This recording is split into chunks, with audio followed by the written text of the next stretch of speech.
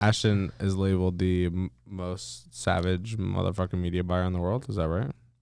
Yeah, most savage motherfucker. Yeah. Oh, just motherfucker. In media buying. In media buying. Okay. Rated by everyone. Forbes, Sports Illustrated.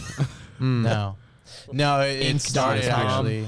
It started back around the time Wired magazine. Started working with Redline. Redline. Around that original time, we took him on and a couple others. That when that boom just happened, the accelerated spend level that I was doing.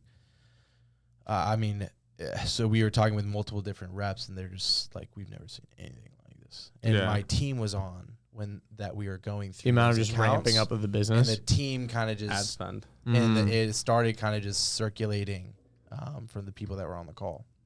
So I was like, well, I kind of like the sound of that. It's not a bad nickname. the most savage motherfucker in the world. No, in media buying, right? In media buying. Yeah, because I'm That's not awesome. I'm not going to be overly like, I'm not trying to be obnoxious. It's a fact. Like, Yeah, I mean, It's a and- scientific fact. I'm the and- most savage motherfucker in media buying. I wouldn't disagree. I'm not trying That's to- sick. That's sick. You know, and the cool part is like you're so young. Right, like I'm just getting started. Media buying is just getting started. Yeah. It really is, actually. If you think about our entire careers, like, didn't exist like 20 years ago. Because that end, it's, because, people who don't know me are going to, like, might be getting a weird vibe. Like, it's a joke. Like, realistically, It's not a joke at all. Ashton yesterday said, I will slit if someone tries to. If someone You're tries to bringing go, that up right now? If someone tries to You're really go, trying to bring that up right now. I'm not gonna say for what. I'm just gonna say if someone tries to go toe to toe with me on media buying, I will slit their throat and dance in their blood. Dance in it. By the way, this was in the Top Golf parking lot. We almost got kicked out. I thought this was facetious, Like, and what is now this guy saying? that he's denying it, now it sounds way more real. Yeah, and Oh, it is real. It's Ashton's like, I said that. listen, No. Well, my concern was no one in the car flinched. It was just me. I was like, what the fuck just happened? Everyone's like, yeah, it's just gonna dance in their blood. And slit their throat. I'm Some like, Viking is that, stuff, dude. is Yeah. that's normal to the rest of you guys? Like, I mean, pretty No, cool. yeah. I love dancing in my blood. Cool.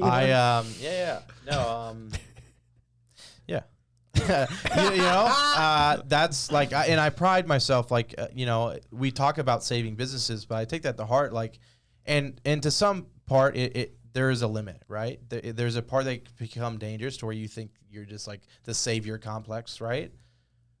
But I prided myself for so long on being the guy that someone could turn to when everything was bad and I could figure the problem out, right? So when it comes to competition, actually there's a really cool story behind this, but I don't think they'd like me to share it. But it was just You're saying the client wouldn't want you to share? No, it was when I kind of like developed that dark energy, like no one's touching me kind of thing. Messing with the it was dark back arts? when I was at Traffic Funnels, really, I had grown to be burnt out, and we were spending a lot of money, the amount of money I'd never spent before, managing it by myself pretty much, this ad spend. And then we had team come in and I was trying to train them, but also hit these insane goals. Cause that's just Traffic Funnels culture, man. Like it's never stable, like always grow, always push the next challenge. And that's what I loved about working there. Right. But anyway, we had reached at a point where I was just not a good leader. I didn't think I was a really good trainer of media buyers at that point. And I just was burned out. I was so tired. I had just moved to Nashville. My family was still in Seattle. I was sleeping on an air mattress in our house for 2 weeks by myself. The movers lost our stuff, so it was like just in this house, right? While also trying to hit these goals and lead people that I've never done before. And I'd grown really tired, and they noticed, 100% noticed. And we had a conversation, and basically it got to the point where it was like, do you think you could do it? Like, do you actually think you can do it, or are you like quitting kind of thing?